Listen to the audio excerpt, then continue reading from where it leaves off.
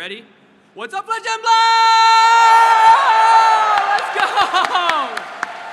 The Pro Tour is back, baby. The World Tour has come to London, and we cannot wait to share this incredible weekend with all of you. Thank you all so much for joining us here in the hall, at home watching. This is going to be an incredible event, and I know you are as excited as I am to see what is next for our great game. So with no further ado, let us bring on the man himself. Everybody please make some noise. James Webb!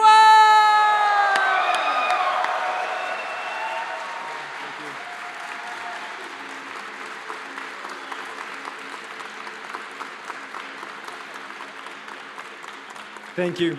Thank you. Good evening, all my friends in attendance and the thousands of fans tuning into the live stream from around the world. Welcome to World Tour London!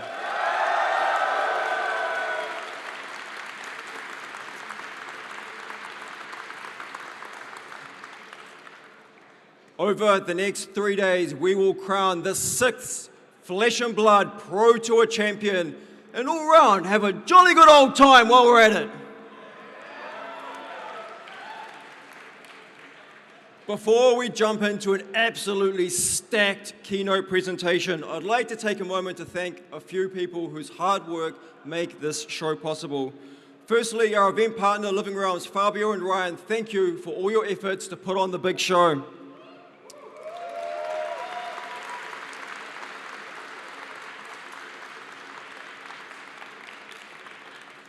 Our premier OP team led by Trevor Baker, Nico Glick, Tom Ebersweiler, Alex Watkins, and all the team back at LSS HQ for everything you do to put on the World Tour and make Flesh and Blood what it is.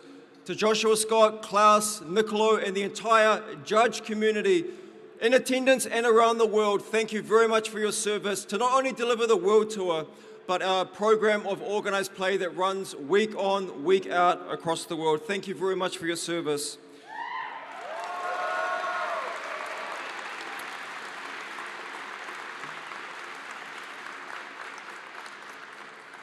To all the local game store owners, managers and staff who open your doors day in, day out so that people can come together to play great games in your stores.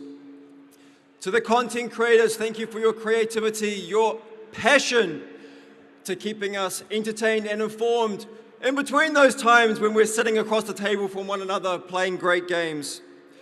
To the cosplayers, thank you for embodying the world of Wraith that we have built, for expressing your creativity, and I can't wait to see you on parade Saturday afternoon from 6 p.m, a show not to be missed. To our event coverage team, Sam O'Byrne, Bryan Gottlieb, Pankaj Bhojwani, Hayden Dale, Aidan Kwasniewski, Kashan Rao, and the team at Savage Feats, Ethan Van Sant and Nathan Dolman, thank you very much for putting on the show for all the fans to enjoy from the comfort of their homes over the next 3 days.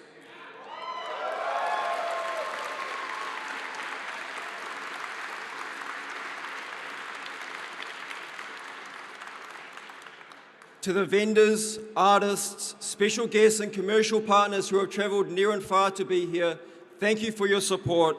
And talking about traveling near and far, my biggest thank you goes out to you, the fans, for traveling near and far from across the world to be part of this World Tour event, and for joining me in the mission to preserve the culture of playing great games with old friends in new places across the globe. So in the spirit of adventure, it's time to embark on the World Tour London Keynote.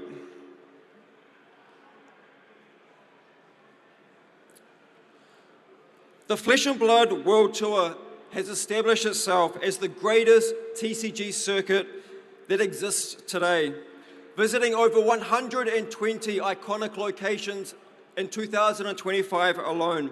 It has become the pinnacle of our mission, which is to bring people together in the flesh and blood through the common language of playing great games. So let's see where we're heading next on this adventure in 2025.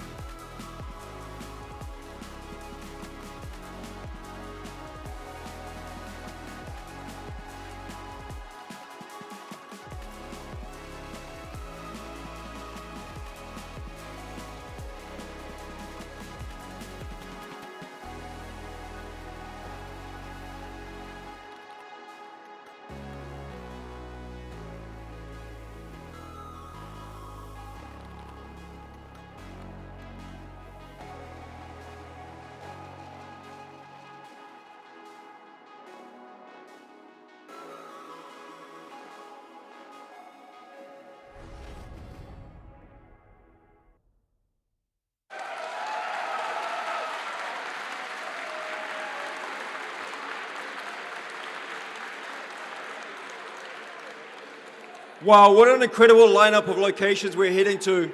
And this part of the keynote is always one of my favorites. I love seeing the reaction when we announce some of these locations around the world. I saw you, Canada. I saw you, Edinburgh. But there's a couple of world tour destinations that I want to spotlight real quick. One of them being Hamburg. So we see you, Germany, and we're bringing cash prize tournaments back to Deutschland, baby. But you might ask, how is that even possible? Well, it's possible because Flesh and Blood has been officially certified as a game of skill.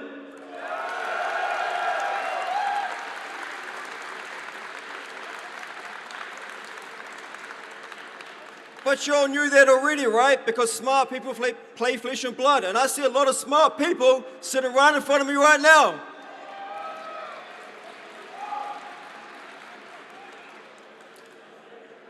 Another event that I want to spotlight is very dear to me. It's the World Tour coming to my hometown and to the hometown of Legend Story Studios and the birthplace of Flesh and Blood.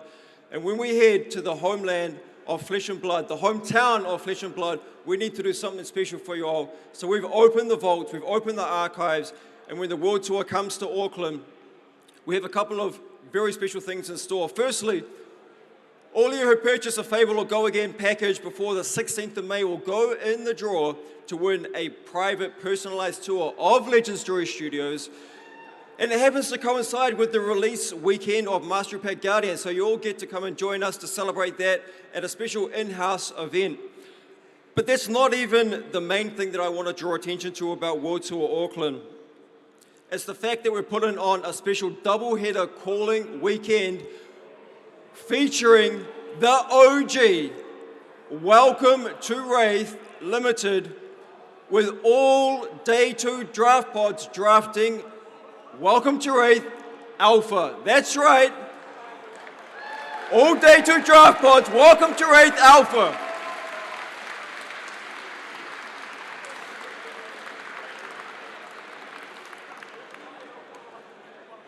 But it's even more significant than that. This will be the last time that Alpha is available at any of our official events until the 10th anniversary in 2029. And I call this out as a case study, as an example of how we're thinking long term. We just celebrated the 5th anniversary last year, culminating at the World Championship in Osaka. But we are thinking long term. We are already planning. And boy, do we have something special planned for the 10th anniversary. But we're already planning what we're going to do to celebrate that milestone, because Flesh and Blood will stand the test of time.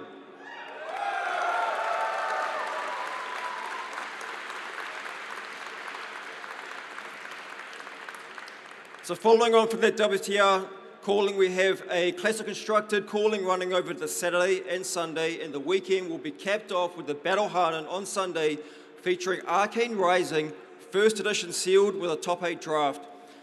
Now this Arcane Rising event, if this sells out at the player cap of 224 players, I believe, that'll be it for Arcane Rising first edition. The vault will be emptied.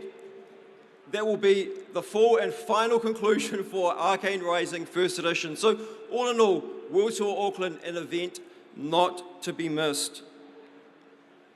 Look, this weekend is all about London, but in the not too distant future, on the horizon, we have World Tour Singapore, featuring the Pro Tour and all the Flesh and Blood fandom.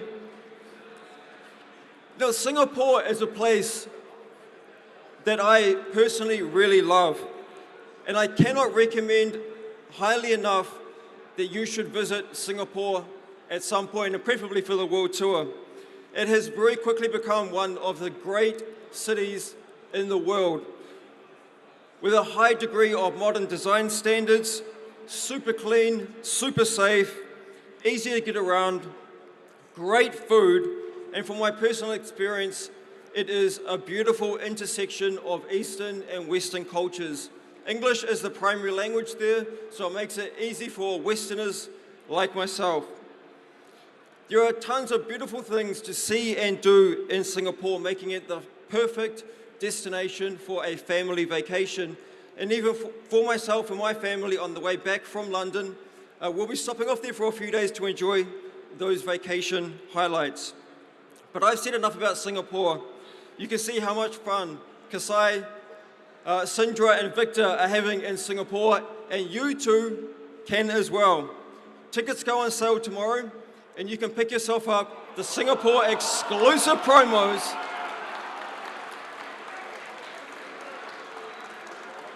as part of the souvenir package. These packages have a tendency to sell out quick, so I highly recommend getting in fast to pick up your souvenir package and get your hands on those absolutely stunning promo cards. But that's enough for our play programs for the minute. We're going to jump into products.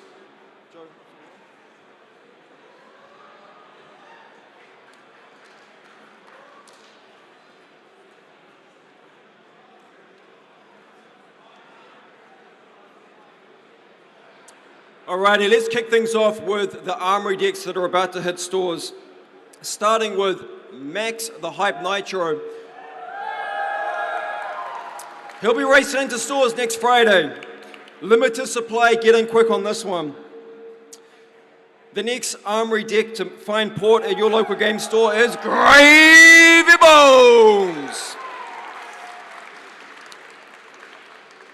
And on board your Gravy Bones Armory deck, you'll find a few exclusive allies to the Armory deck, including the good Dr. Sawbones, a Dock Hand. And a neat little feature of Armory deck Gravy Bones is the dual format compatibility. So straight out of the box, this deck supports both Blitz and Classic Constructed. So if you shuffle all the cards together to play CC, it's real easy to reset it to play Blitz again. Just remove all of the cards that have the little CC icon printed on the bottom, and you'll be back to your 40-card Blitz deck. So no matter whether your Armory events at your local store are Blitz or Classic Constructed, Armory deck Gravy Bones with the dual format compatibility has got you covered. So cutting a path to the LGS in July, following on from Gravy Bones, we have the history of the game is sealed with blood. Its blossoms turn and scatter to the winds. But we are the crimson haze. We remember.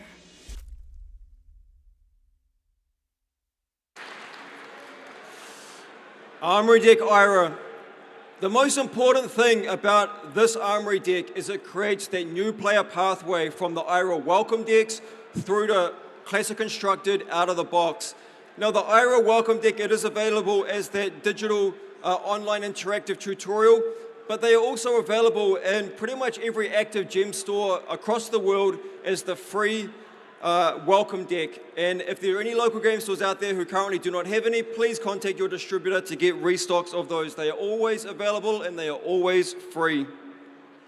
Next up, we have a pair of Armory decks in a way that we have never done before. Let's check that out.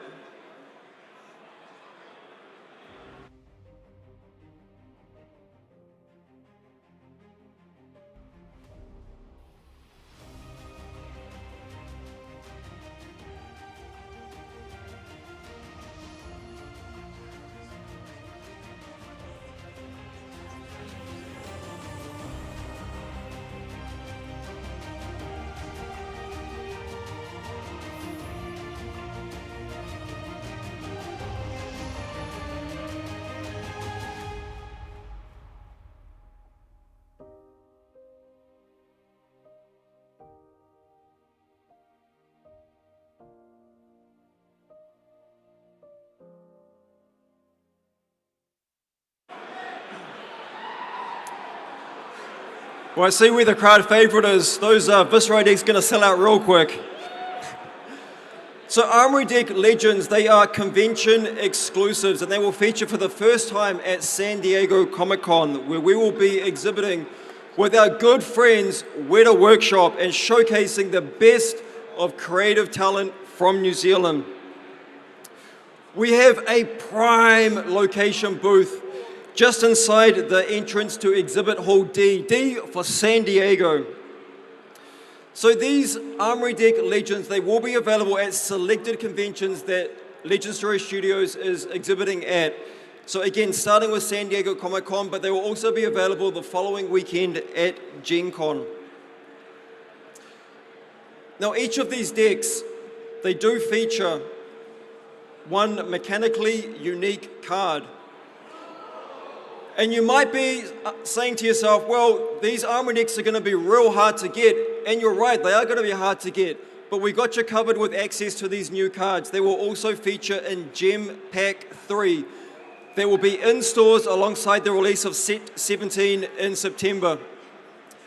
Both of these new cards will become tournament legal upon that time. So you'll have a reasonable chance to get your hands on them before they become tournament legal. Of note, these two new cards in the Armory deck are cold foils, and in the Gem Pack are beautiful rainbow foil versions. All right, moving on. This is one that you've seen before, Mastery Pack Guardian.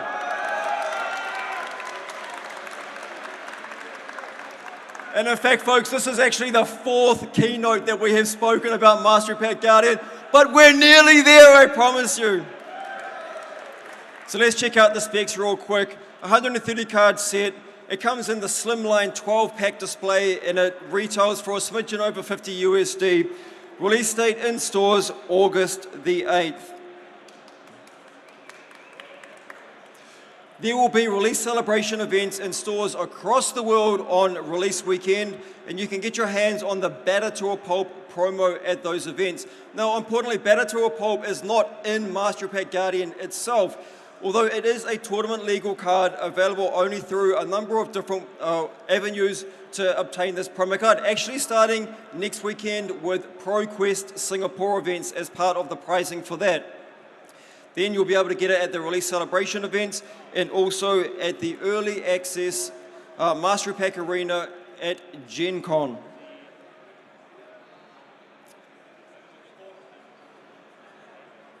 So let's take a minute to talk about Velda. Velda is the centerpiece of Mastery Pack Guardian. The entire product is designed around her. And welcoming her into Classic Constructed, let's take a look at a few of her key cards. Look, she don't put up with none of that attitude, and she's going to put you in your place if you're starting to misbehave. This card here is a heavy-hitting package of disruption and tempo all rolled into one. If you happen to give this dominate, as Velda tends to, you can be reasonably confident that you'll knock them around for 3 cards, drawing them back up 3 cards, and resetting your 3 Seismic Surge tokens with Velda's triggered ability. Starting that crush pain train rolling. Another key piece for Velda is Seismic Eruption. This card is a pseudo blue that you can stash away in the arsenal to line it up with one of your critical crush cards as they come through on a future turn cycle. This card is also real nice as a response to an incoming COC or the like. And then you get a few different Seismic Surge payoffs, and a good example being Solid Ground.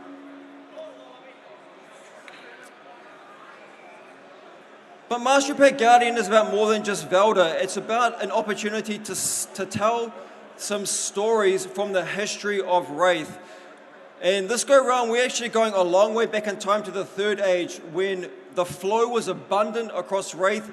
In the modern era, it's really isolated to the region of Aria, but back in the Third Age, it was prolific across the realm of Wraith. And so we're showcasing that through some variants of the Seismic Surge, this one here being when the flow was prevalent in Volcor, likewise in Solana, and as you're all familiar with, abundant in Aria. Alongside that, in the Third Age, the Old Ones roamed the land of Wraith. So we're showcasing the Old Ones related to each of those 3 regions, with Volcor being prolific for its furnaces and forges, crafting the greatest equipment and weapons known to Wraith. So that is reflected by the smelting of the Old One from Volcor. Likewise, Solana with its all-seeing knowledge, and Aria with its abundant flow that enchants the very land around us. So those are but just a few of the absolutely stunning marvels that you can find in Mastery Pack Guardian, as well as some deep and captivating storytelling, going back and looking at the history from the Land of Wraith.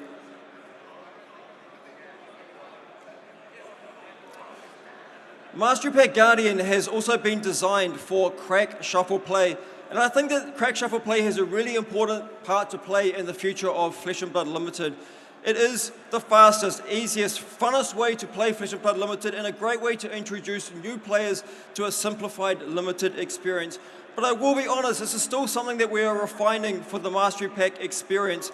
As I said, Mastery Pack Guardian is centered entirely around Volda. I personally love sitting down and playing a whole bunch of Volda mirror matches. Other folks, they like a bit more variability to their Limited experiences. So you heard it here first. The next Mastery Pack off the line actually features 3 heroes, offering more variety and archetypes to your crack shuffle play Limited experience.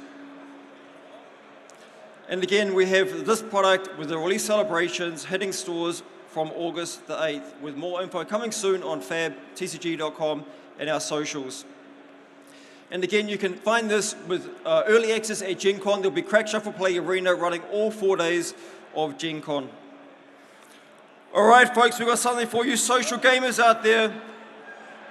I alluded to this at the Osaka Keynote, and we're delivering on it right now. Smash Palace.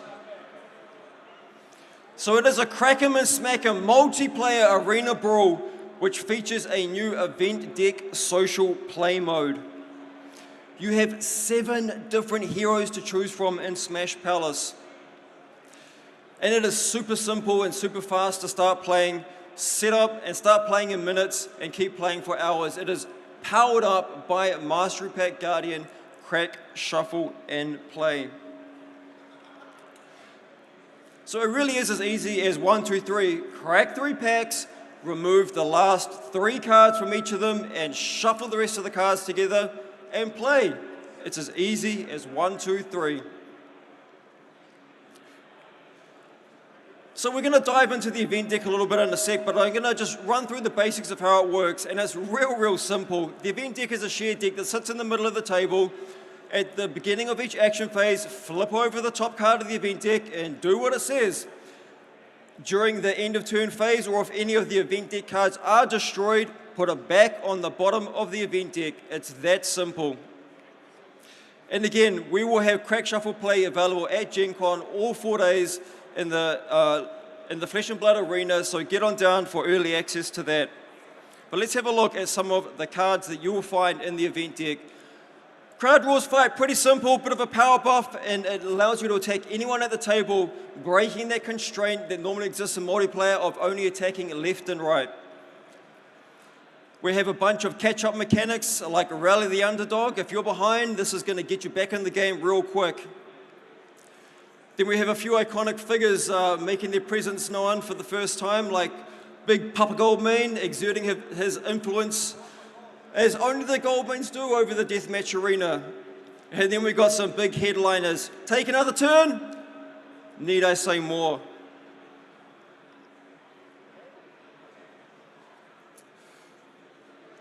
Let's take a look at a couple of the new pit fighters introduced with Smash Palace. But first, I want to just cover off what a pit fighter is. It is a new hero subtype introduced with this product and will become part of our ongoing design toolkit into the future. So pit fighter heroes, they are only legal in multiplayer formats, primarily being UPF or Ultimate Pit Fight. So let's check out a couple of them. We have Fight Master Cox. So this wily character, he is in order, he is in charge of keeping the order of events within the deathmatch arena, and he is sure to stack those events in your favor. Then we have this beautiful hero, Groundbreaker Crix.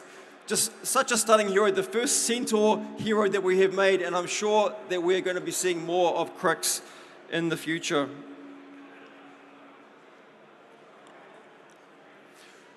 But perhaps one of the most important things about the Smash Palace and Mastery Pack Guardian release bundle is Welcome Deck Bravo, a new player pathway.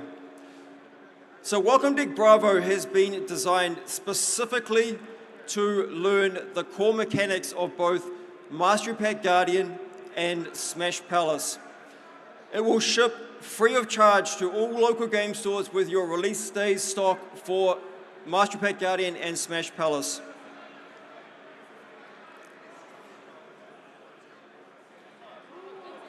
But Mihais, I believe that we're about to embark on probably the part of the keynote that you've all been most looking forward to. So High Seas, release date 6th of June with pre-releases running on May the 30th, where you'll be able to access product, early access to product from that time. So Marlin, you're probably all very familiar with Marlin, you've seen her around already, but maybe not this symbol. This is tap. This is tap. You turn your card sideways to show that you've used it. And in Flesh and Blood, all your cards untap during your end of turn phase. If any permanents enter the arena with tap abilities, you can use them straight away. It really is that easy. I'm sure you've all seen this mechanic around over the years. I want to spend a minute to talk about the motivation behind each of our 3 heroes featured in High Seas, starting with Marlin. So she's a pirate, she wants gold, but what does she want gold for? She wants it to buy goldfin harpoons, because them be the best things to hunt, to go fish the biggest, baddest, big game trophies out there. Why?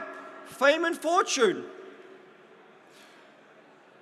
But I encourage you all to keep a keen lookout over the weekend, and you might find Marlin roaming around World Tour London, thanks to the incredible Carolina Alvarado. Come on down.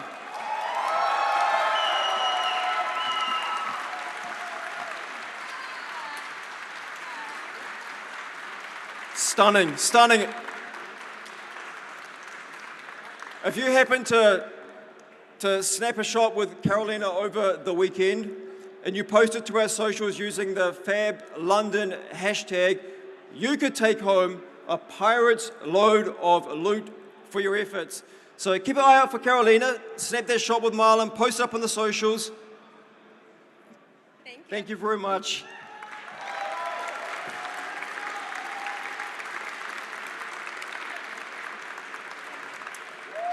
And let's check out Puffin. Now, Puffin's motivations are a little bit different. Likewise, she's a pirate, she's after gold, but she's not after it to go buy stuff. Her motivation is about engineering that gold, melting it down, forging it, reshaping it into golden cogs to power up her incredible flotilla of flying ships, such as Planeteer Aeronaut. But that's not all that special about Puffin. She ain't flying solo.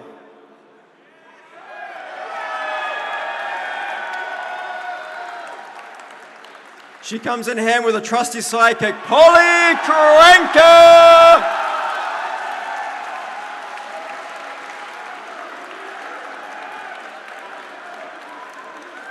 I'm glad you like it.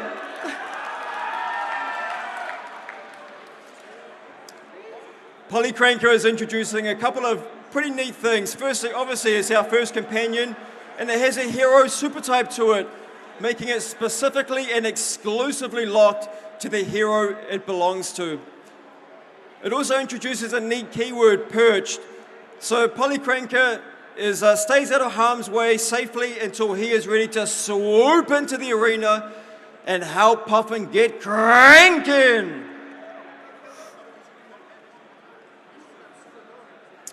Gravy bones, gravy bones, gravy bones. Gravy bones, he be searching for something that only exists in rumors soaked in gold-kissed rum that make birth in the portside taverns.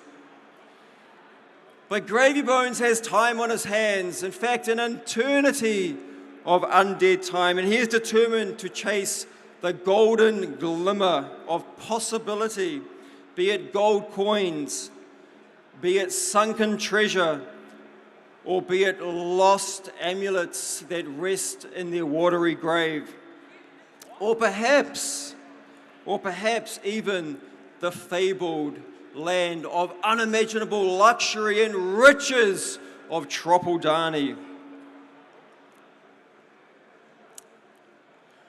Gravy Bones also has the biggest, baddest ship in the sea.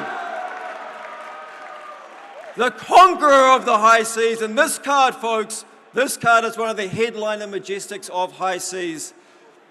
But not only can you get it in high seas, you'll be able to pick up a copy for yourself as the National Championship participation promo in 47 countries around the world from June the 6th. We're giving you the good stuff. We're giving you the good stuff. We're making it to Nationals. But also at Nationals, we have the open to everybody national festivals, and you can pick yourself up this sweet Looking for a Scrap promo.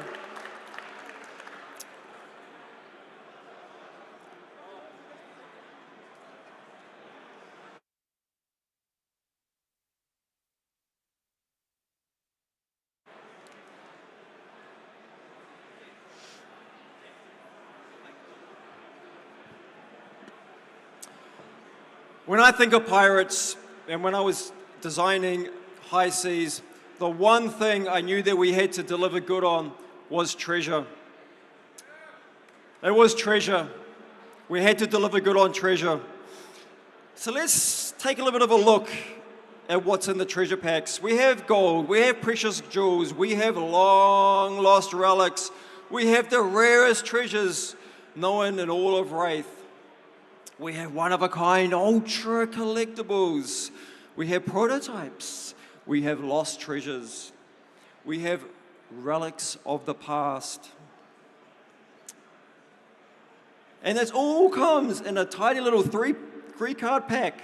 One being a map slot, 9 pieces to collect, one being a gold slot, with 3 different gold cards to discover, and safely sandwiched in between them, the treasure slot. And sandwiched in between so that these maps and gold slots protect the booty in the middle. So in that treasure slot, this is where it gets interesting. We have 14 different common cold foils.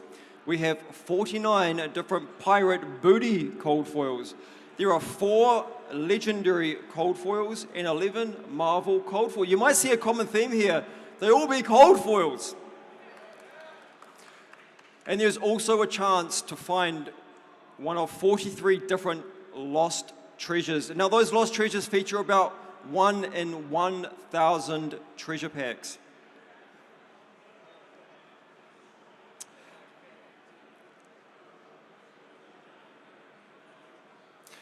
So that's a little sneak peek of what the maps might look like. 9 of those to collect. This is your gold slot lineup, with gold being the easiest to discover, gold and cogs being a bit harder, and the Gold Coast rums being somewhat hard to find. Then we have the treasure slot. We have the pirate booty card. So every pirate card that exists in High Seas is also available in this alternate art, all gold pirate variant of the frame. And they are all cold foil. The beautiful Conqueror of the High Seas being the example. We have cold foil legendaries in the treasure slot. You will find the rainbow foil versions of these legendaries in the High Seas main booster. And then you have, Polycranker, he be popular. You'll find a selection of cold foil marvels in the treasure pack as well. There's also a ton of cold foil marvels in the main booster pack also.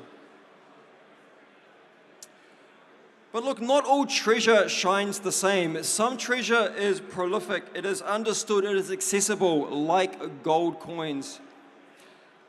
Some treasure is known but lost, sunken, resting in its watery grave. These Marvel amulets are super scarce. There is around 100 of each of these Marvel amulets that exist.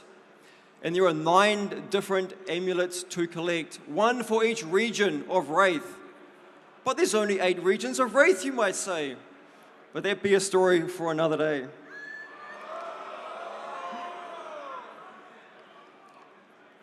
And then we have lost treasure. But if I be spilling them beans, them secrets, they surely gonna be sending me to the plank.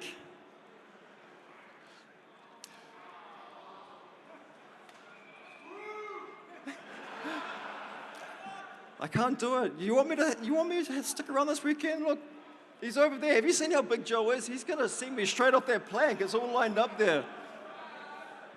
Here's your product roadmap, starting with world premiere in Taipei. I'll be there. I hope you'll be there too. We have pre-releases again in over 1,500 stores around the world, and release day on June the 6th. Let's take a quick look at some local play. So pre-releases, a couple of key changes for the pre-release program compared to the past. Firstly, stores can run multiple pre-release events now, and they can also, yeah, good, right? Like, why the hell weren't we doing that before? Stores can also offer booster draft as part of their pre-release programming, and very, very importantly, pre-release stores are allowed and able to sell High Seas product from 3 p.m. on pre-release Friday. So it truly is, yeah, good, right? It truly is early access from your pre-release stores.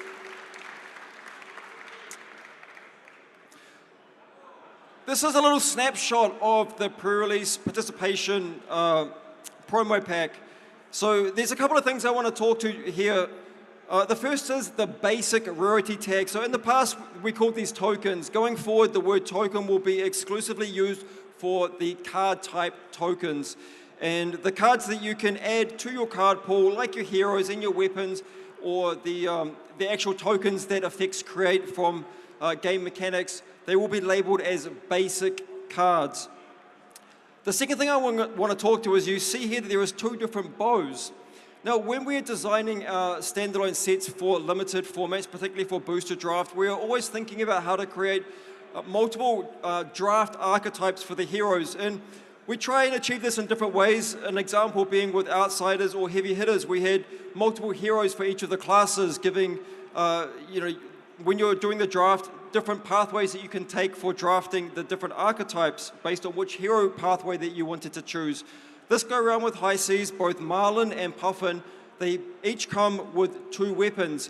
And the weapons push you in very different directions. So with this example here, you can see Red Spine Mantra. It has no resource cost to activate, so you can build a very aggressive red line strategy if you are drafting the Red Spine Manta build of Marlin.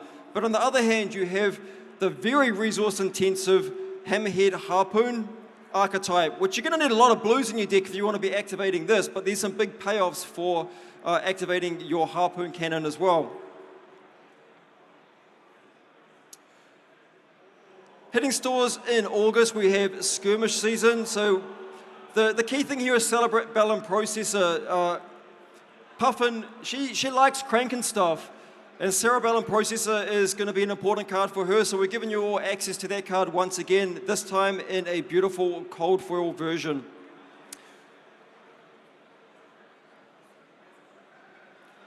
What? It's back! Ah, come on, you didn't think I was going to leave you stranded, did you? What kind of captain do you think I am? It's time to crack open the chest, people! You've all been asking for a pirate set for a long, long time. Maybe the most fan-requested theme of them all. So I'm very pleased to finally give you what you want. But when I think about pirates, I think about 2 main things. The spirit of adventure and treasure!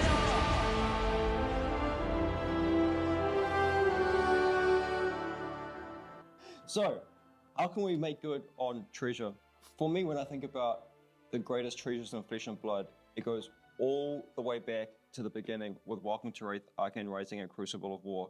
The big banger, the original, the OG sets, and those cold foil fables. But as you all know, we have the reprint policy. We can't reprint cold foils. We're never going to reprint the cold foils. So where are we going to get the cold foil fables and legendaries from? my personal collection. Let's get started. With High Seas and the treasure packs, all the fans around the world, new and old alike, will have a chance once again of opening these most coveted, treasured Flesh and Blood cards. The king of them all, the Heart of Fendel, Skullbone Crossroad, Brave Forge Braces, Storm Striders, Grasp of the Arknight, Teklo Foundry Heart, Arknight Shard, Shiana, Twinning Blade, the Tunic, Mask of Momentum. I have never signed a cold foil Eye of Ophidia, so this will be one of a kind. I'm not going to sign this big old stack, but these are some cool cards that not many people around the world have had a chance to get their hands on from cracking packs. So the marvels of our original heroes only ever featured in the History Pack 1 Black Label. So these are also from my personal collection. We've got one of each of the languages of the original 8 heroes, the adult version. Some of the prototypes that we did to validate the double-sided cold foil printing, the OG, the pre-original Marvel card being the Bravo Showstopper double-sided cold foil English. So we're going to be putting 2 of these into the treasure pack. Only 3 of these exist, by the way. There's only 3 of these that exist, and 2 of them are going to go into the treasure pack. The other one's staying in the archive. And then this beautiful, beautiful card, the Great Library of Solana. Only one of these is going into the treasure pack. And Prism. So this is the Marvel Prism. And the only way you can get this card is with the statue. We've only made 100 of those statues, so this card is incredibly, incredibly scarce. This is one of the most beautiful Flesh and Blood cards for me that exists, and I hope that you enjoy chasing down this card and finding it in the High Seas treasure packs. There we have it, folks. All of the beautiful treasures and grails to chase in the High Seas treasure packs. Best of luck.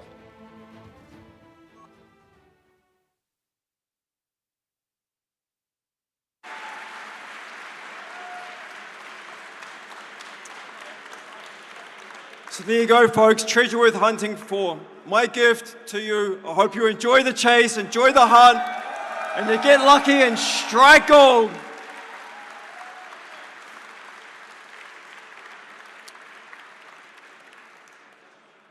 Folks, that brings us to the end of the keynote, but we're going to be joining you real soon for the Dev Talk Live up on the main stage here. If you have any questions for Dev Talk Live, we have a box floating around where you can write them down and drop them in. The questions will be moderated this go round, but look, stick with us. We'll be back on stage in a few minutes' time. Thank you very much, and enjoy World Tour London.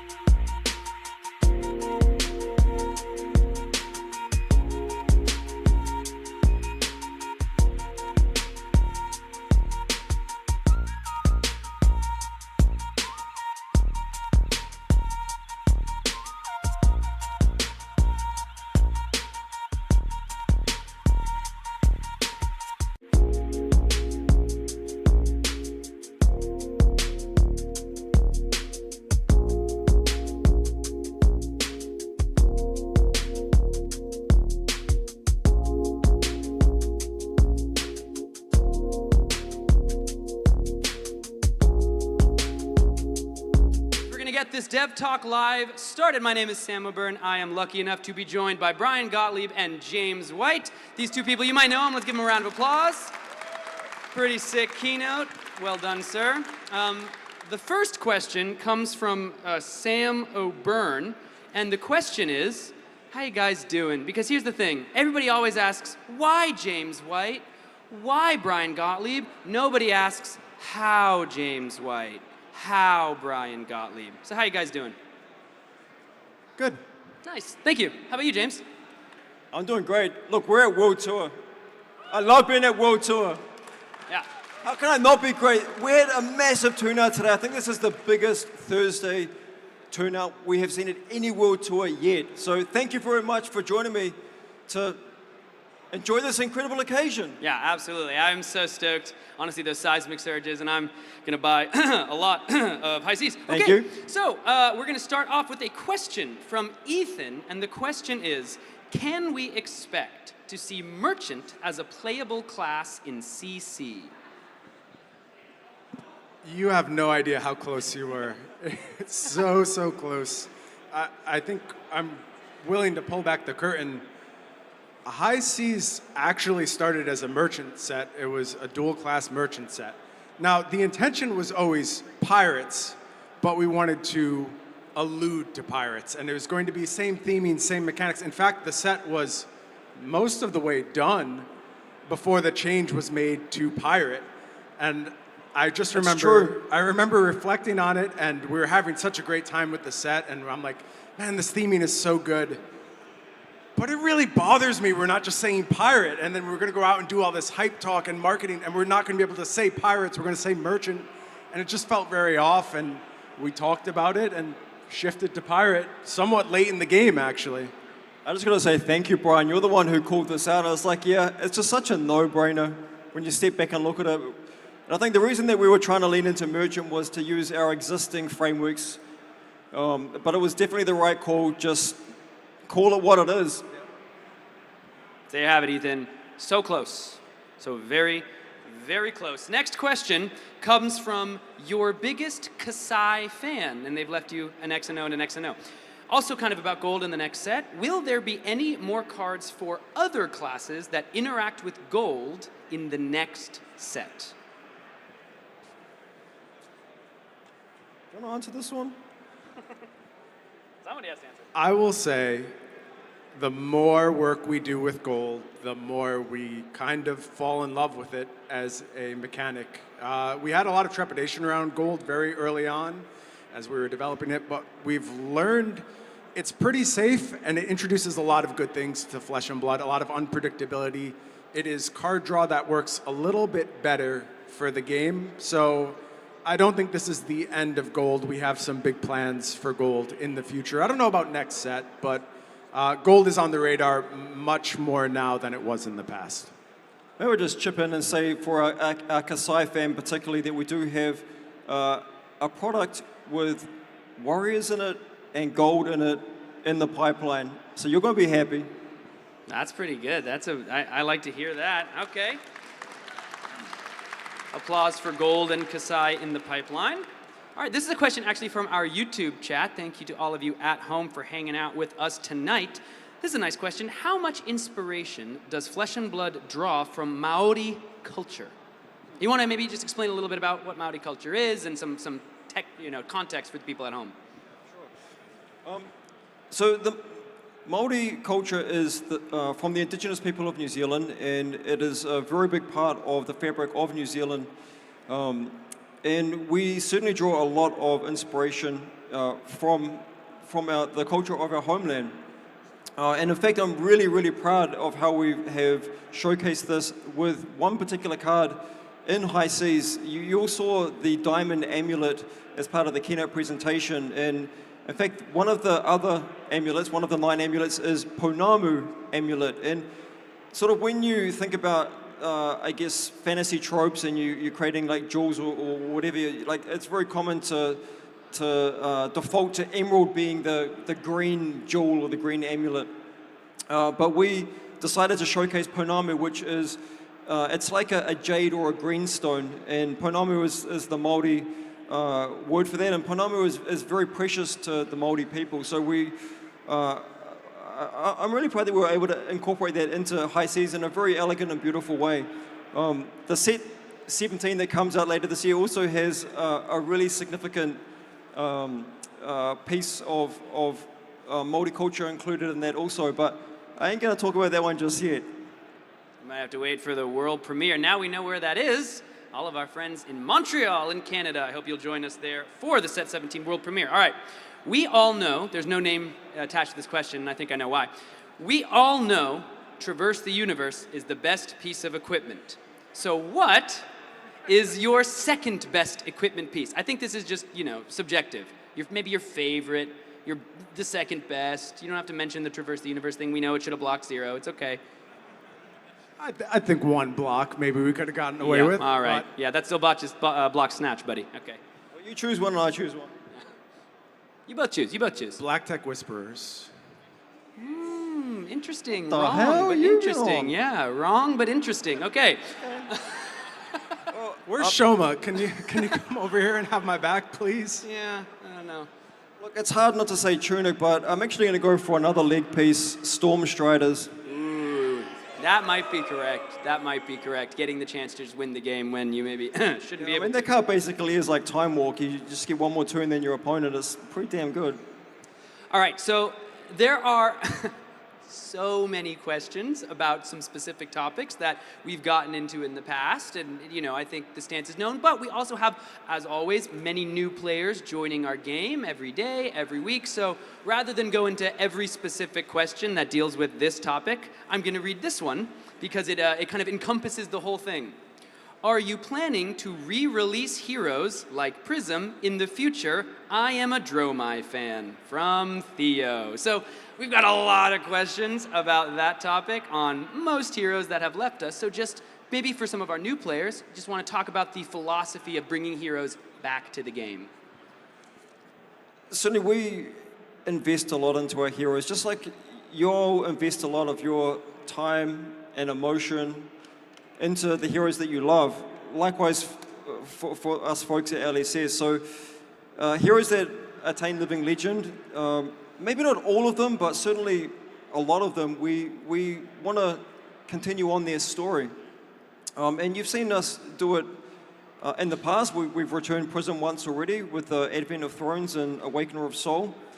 And there's certainly intention to return a number of the other iconic heroes that are currently sitting in Living Legend. Like I can tell you already, Viserai, he is one of the most loved heroes in the existence of Flesh and Blood. He always has been since he came out. And he, recently he is our most recent hero to attain Living Legend status. His story ain't done yet. He has a very, very big part to play in the future lore that is unfolding. And look, we're already working on future products where Viserai will come back and will play a very instrumental part in how the story unfolds here on out. Anything you want to add to that, Bryan? No, I think you summed it up beautifully. We have our eyes on these heroes. We talk about them all the time. We are always considering, is this the right moment? Is this the right time? We care about these heroes just as much as you guys do. So. Somewhere in a purple Discord, Dromai fans are weeping tears of ash. I know you're out there. It's okay. It's going to be okay. Look, Dromai is one of those heroes that is near and dear to us as well. She will have her time again. Dragons will soar once again. I believe it. All right. I like this question. What is the balance philosophy behind equipment having 0 block and equipment having no block printed? When you print them with 0 versus when you print them with that pearl, what goes into the design choices and what you want those equipment to be able to do? Because neither of them can block, but some of them can be grabbed by Pulse Wave Harpoon, or no, by T-Bone, excuse me. Yeah, there's a lot of very pointed interactions we're usually trying to account for if we go down the path of a pearl. I will say the default now is 0 block. We try to make things 0 block unless we absolutely have a very specific reason to do otherwise. And frankly, I would try not to look for those reasons most times now. I think we have evolved our thinking on this over the years and I've shifted really hard towards the 0 block just because you should be able to interact with equipment in various ways. Yeah, I'd agree with that. I think that we flip-flopped a little bit on which way we wanted to go, but we've mostly committed to a path now, the 0 block. Heard. All right, now this one, I'm going to have to take a second because there's a real complexity and a real nuance to this that I think might take us a little bit of time to really kind of dive through all the various layers at play here. I know we don't have too much time. I just want everyone to settle in. It's a long question. It might be a long answer, okay? We all on the same page? So this one says, blue 6 powers when? Did you ask this, Nathan? Yeah, was this you? Yeah. Sometime. Yeah. Sometime. We know, we hear you, and we're intentionally starving you, but it's such a delicate balance, to be honest, and we have been hesitant, but look, Ryan in particular has not been doing the best in Classic Constructed, so the time might be coming where we can my goodness. throw him a bone. Oh my goodness, throw him a bone, throw him a blue 6 power, am I done? Okay, this is from Erica. Any thoughts about expanding LL points to top 8 in tier 3+ events? There have been considerations. I have to imagine everything gets considered, but maybe you want to talk about the philosophy, the decision, where we are now, where we might go. That topic was thoroughly considered and debated, and it was put to rest, and I can't actually remember the exact reason why we didn't go with that model, but there were good reasons why, and it is what it is, so we're sticking with it for now. But look, we often come back and review these decisions. I wouldn't say that is one that is on the immediate agenda to review, but there were some very compelling good reasons why we went with the option of just the winner getting the LL points, and yeah, it's locked in, at least for the foreseeable future. I will just point out a fact that maybe merits us bringing this back to the table. With deck list submission now being available in GEM, I think a lot of the logistical hurdles maybe have been taken away. So maybe we bring this back to the table. I think the main thing you should take away from the answer here is that we're always reviewing these policies. We're always thinking about them. I never want to say, no, it's never going to be that way. I'm happy with the way Living Legend is being administered right now, but I do think we should keep this in range and keep thinking about this as time goes on. Yeah, it's such a unique way to deal with legality of cards, deal with legality of decks. You know, we've all been privy to the ways the Living Legend system has changed in the last year plus, 2 years. So, you know, for my money, I like it. I think it's really cool. I think it's really unique for our game. I think it's in a good place right now. Yeah. Okay. So does Zen.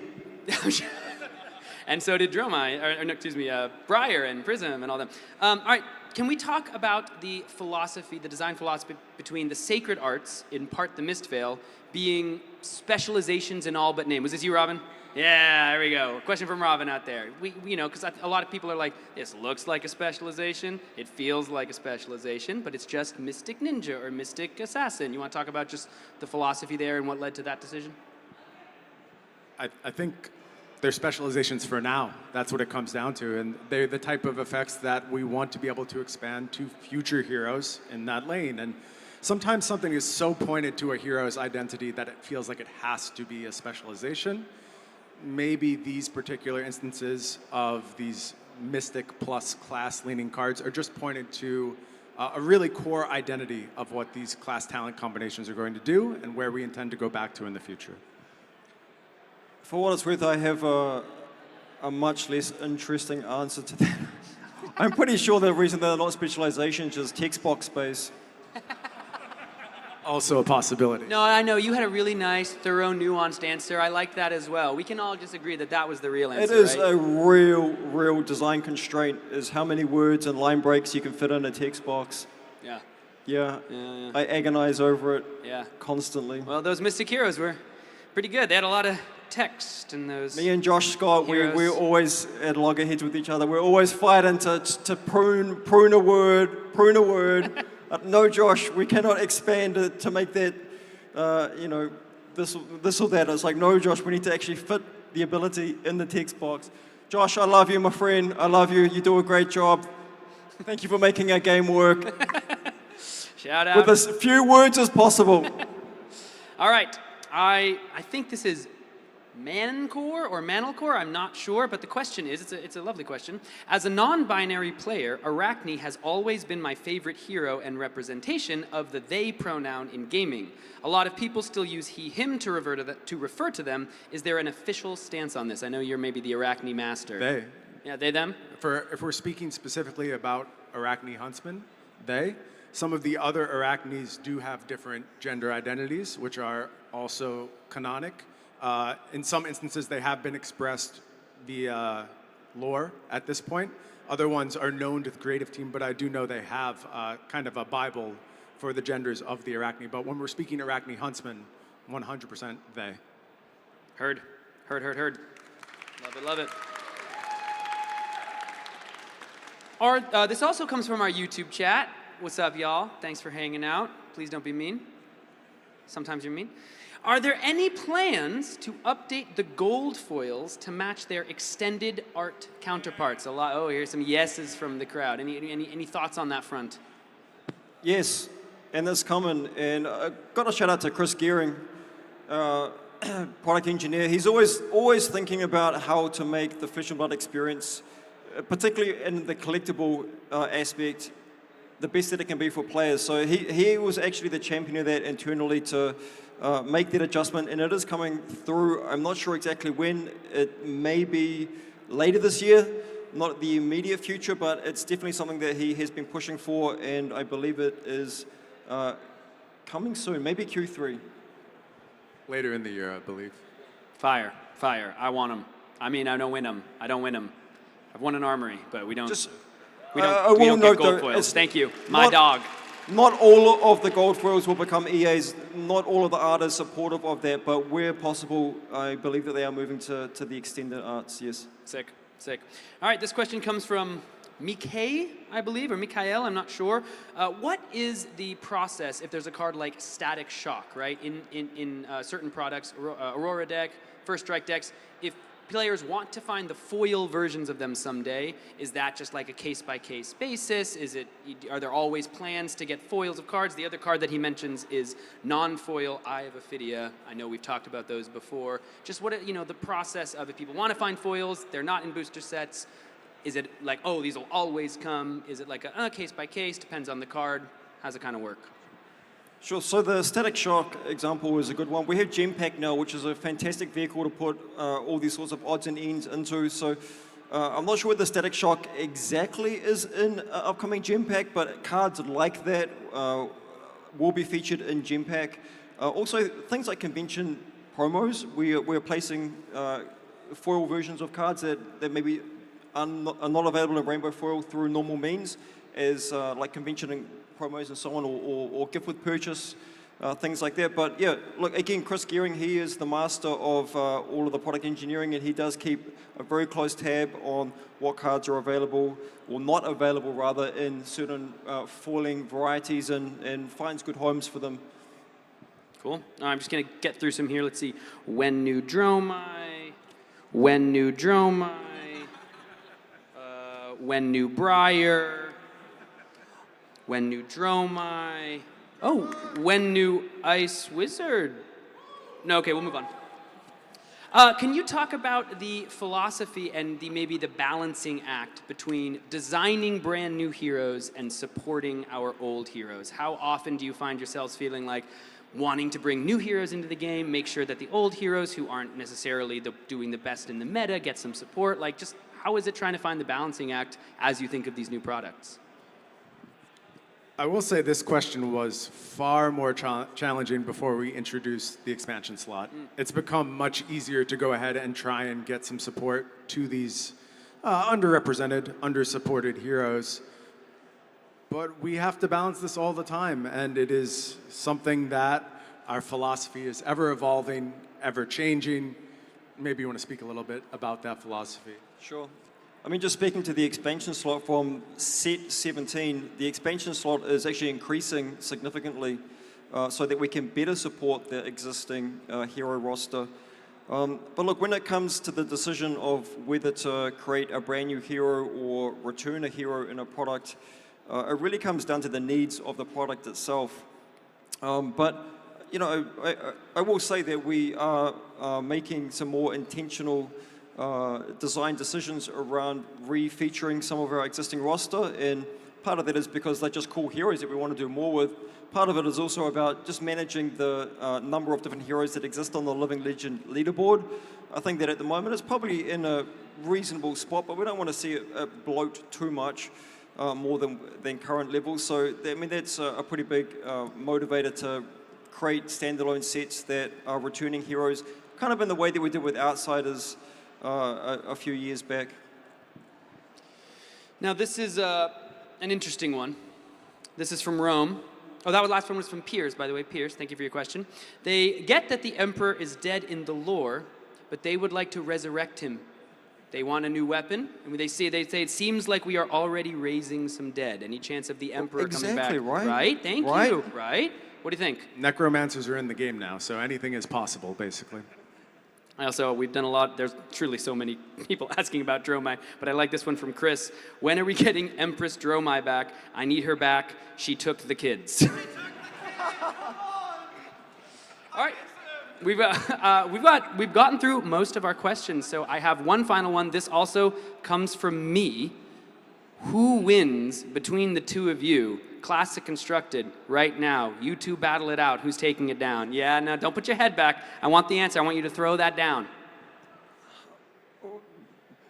Definitely Bryan, because he actually plays Flesh and Blood. I have to run the studio. He gets to play Flesh and Blood. But it's not easy. This guy works damn hard running our dev team, and but he's pretty good at Flesh and Blood. Much better than me these days.